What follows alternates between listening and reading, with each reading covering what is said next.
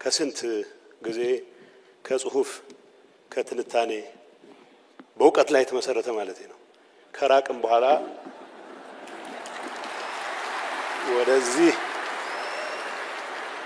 ወደዚህ መድረክ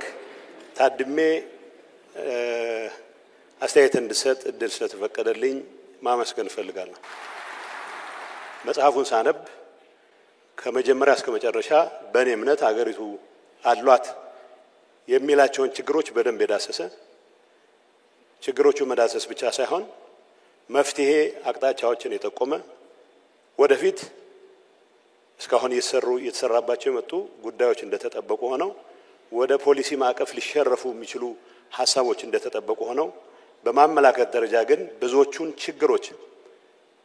በዝርዝር የዳሰሰ መፍትሄዎችን የጠቆመ እስከሆነ ድረስ ይቅር በመጽሐፍ መልክ ተደራጅቶ ወጥቶና ፓርላማ መክፈቻ በሚሰጡ ንግግሮችም ጭምር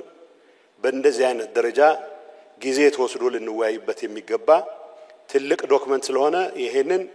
ከንግግር በዘለለ ወደ ጽሁፍ ቀይረው ያቀረቡልን ጠቅላይ ሚኒስትር ማመስገን ፈልጋለሁ።